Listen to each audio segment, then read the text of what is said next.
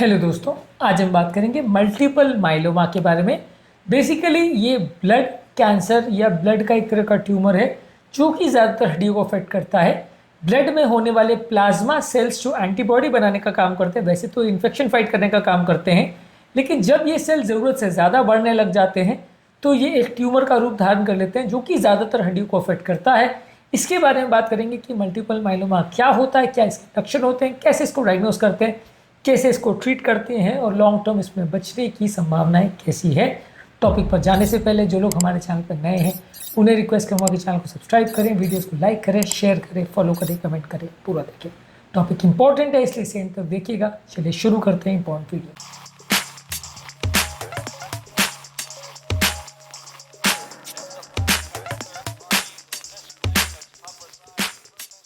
सबसे पहला, multiple myeloma basically एक ट्यूमर है प्लाज्मा सेल्स का, जो एक तरह का वाइट ब्लड सेल है, एंटीबॉडी बनाने का काम करता है। जब ये असीमित रूप से सेल्स बनाने लगता है तो बॉडी में मल्टीपल माइलोमा होता है।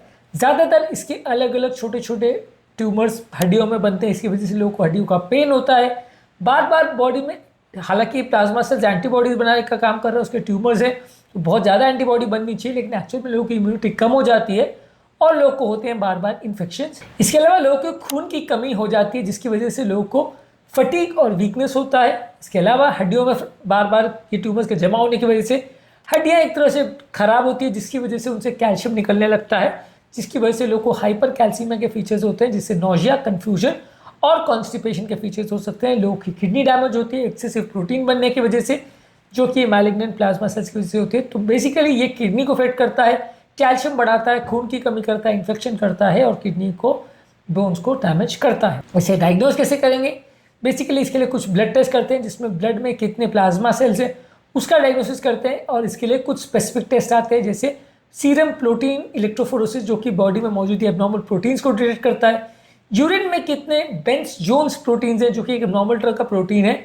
लाइट, ये बहुत ज़्यादा जो एंटीबॉडीज़ बनते हैं उसकी वजह से थोड़े लाइट चेन इम्यूनोग्लोबुलिन्स बनते हैं, ये यूरिन में डिटेक्ट हो सकते हैं, इसे बेंस जोन्स प्रोटीन्स कहते हैं। और ये जब डिटेक्ट होते हैं तो आप कंफर्म कर सकते हो कि पेशेंट को माइलोमा है। इसके अलावा जहाँ पे ट्यूमर है वहाँ का टुकड़ा निकाल के, बायोप्सी निकाल के कंफर्म कर सकते हो। एक्सरे, सीटी स्कैन और एमआरआई से कितने ट्यूमर है उसका कंफर्म कर सकते हो। ट्रीटमेंट का जहाँ तक सवाल है, ज़्यादातर इस तरह के केस में कीमोथेरेपी का प्रयोग किया जाता है, यानी एंटी कैंसर मेडिसिन का प्रयोग किया जाता है इसको मारने के लिए। इसके अलावा टारगेटेड कीमोथेरेपी जैसे कि प्रोटीजोम इनहिबिटर्स, बोर्टिजोमैब और मोनोक्लोनल एंटीबॉडीज का प्रयोग किया जाता है इसको मारने के लिए। इसके अलावा इम्यूनोथेरेपी का प्रयोग किया जाता है जिसमें बॉडी की खुद की इम्यूनिटी बढ़ाई जाती है ताकि वो कैंसर सेल्स को मार सके। इसके अलावा स्टेम सेल ट्रांसप्लांटेशन किया जाता है ताकि एबनॉर्मली प्लाज्मा सेल्स हट जाए, और अलग अलग जहाँ पे प्लाज्मा सेल्स के ट्यूमर्स है वहाँ पे रेडिएशन थेरेपी भी कर सकते हैं। इसमें डायरेक्ट सर्जरी एप्लीकेबल नहीं है क्योंकि बहुत ज़्यादा ट्यूमर्स होते हैं, तो आप डायरेक्ट सर्जरी नहीं कर सकते, आप उनको कीमोथेरेपी या रेडियोथेरेपी या इम्यूनोथेरेपी से मारते हैं या उसको ट्रीट करते हैं। बेसिकली ये एक डेंजरस ट्यूमर है।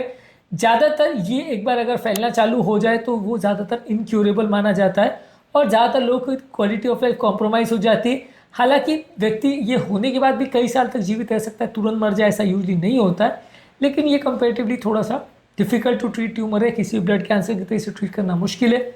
ज़्यादातर केसेस को विद कीमोथेरेपी भी ट्रीट करना मुश्किल होता है। सक्सेस या सर्वाइवल के चांसेस लॉन्ग टर्म बहुत अच्छे नहीं हैं, पर हाँ काफ़ी साल तक पेशेंट फिर भी जीवित रह पाता है।